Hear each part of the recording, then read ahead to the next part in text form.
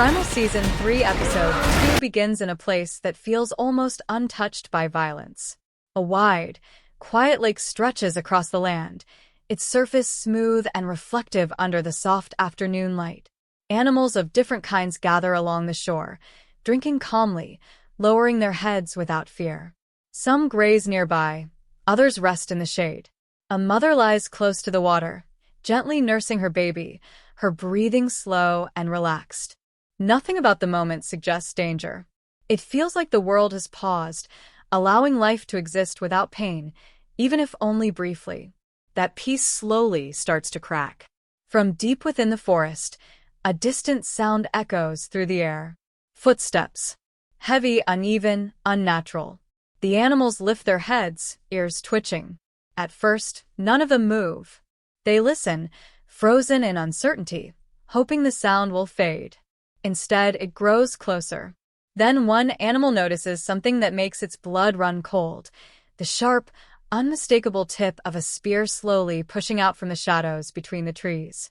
It moves forward inch by inch, as if guided by something barely alive. Panic erupts instantly. The animals scatter in every direction, splashing through water, kicking up dirt, abandoning the lake in pure terror. From the forest emerges Spear. He no longer looks like a man driven by will or purpose. He looks like a corpse that refuses to fall. His body is covered in old wounds and fresh scars. His skin is dirty and torn, his movements stiff and slow. His eyes are empty, hollow, stripped of emotion. He steps into the lake without hesitation. He does not swim. He does not fight the water. He simply walks forward, sinking deeper with every step. The water rises to his chest, then his neck, then completely over his head. Still, he keeps walking beneath the surface, as if breathing no longer matters. He crosses the entire lake underwater and emerges on the opposite shore, dragging himself onto land, continuing forward like something that cannot be stopped, no matter how much it should be. A sudden, thunderous dinosaur roar rips through the air. The sound cuts straight through Spear's emptiness. His body stiffens. His eyes widen. Memories slam into his mind all at once. Fong. Her strength. Her presence beside him. Their survival together. Pain and hope collide inside him. Without thinking, he changes direction and begins moving toward the roar, faster now, driven by instinct more than thought. He reaches a wide, barren area where the sound seemed to originate, but when he arrives, there is nothing. No dinosaur. No movement. Only silence. Spear stands there, confused, turning his head slightly, listening, waiting, hoping the roar will come again. The ground beneath him suddenly explodes upward. Dirt and rock fly into the air as a colossal worm bursts out from the earth. The creature towers over him, its massive body twisting and rising like a living nightmare. It lets out a deafening roar that shakes the land itself. Spear stares at it, frozen. His mind fractures under the sight. Another memory forces its way forward, one buried deep in his pain. The dinosaur that slaughtered his family long ago. In his broken state, the worm becomes that same monster. The past and present blend together, and terror floods his body. The worm lunges. Spear runs, dropping to all fours, scrambling forward like a hunted animal. The creature moves with terrifying speed, snapping at him again and again, its massive body tearing through the ground as if it were nothing. Spear barely avoids being swallowed whole. The earth suddenly collapses beneath his feet, and he plunges into a deep pit lined with jagged thorns. His body slams into them violently. Spikes pierce his flesh from every angle.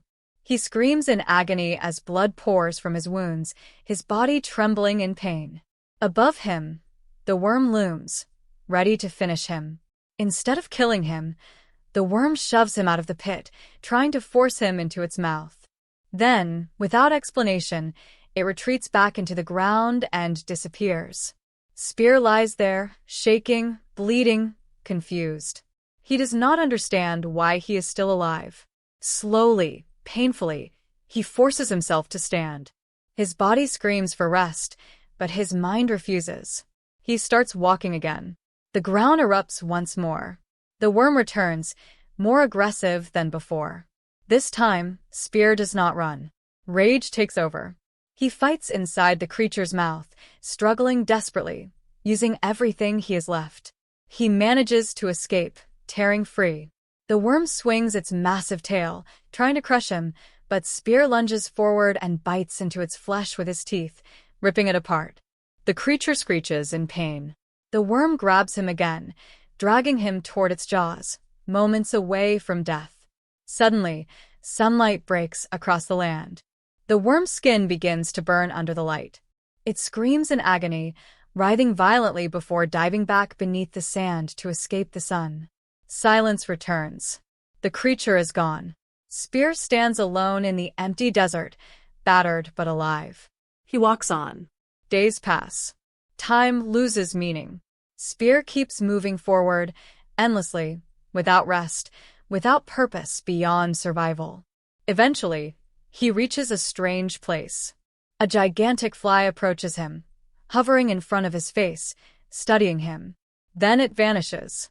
Almost immediately, Spear sees something impossible. Another version of himself walks toward him. The figure looks solid, real, alive.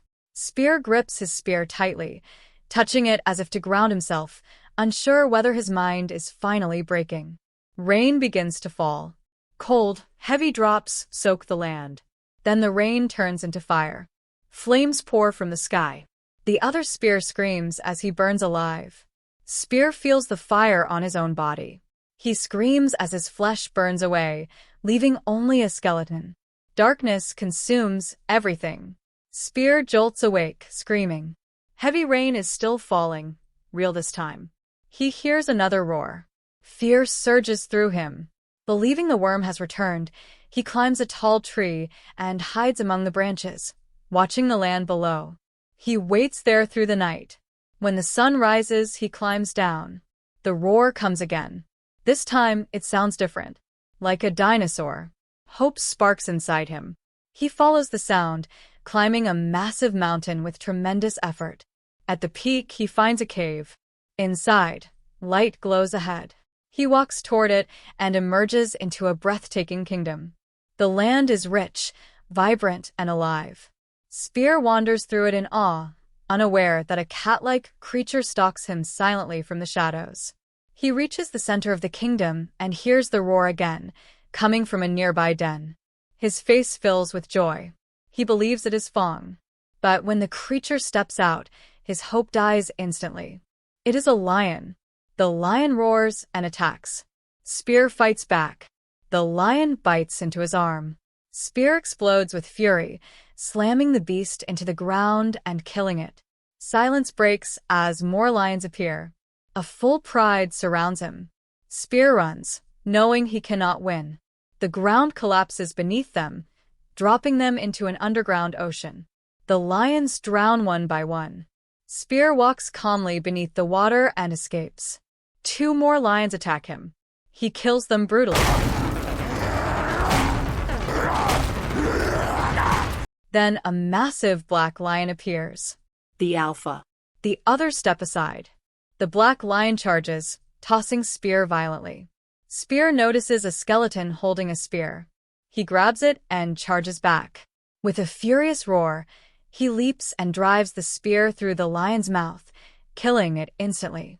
The remaining lions flee. Silence returns. In the distance, a dinosaur roar echoes once more. Spear turns and walks toward it. And that is how the episode ends.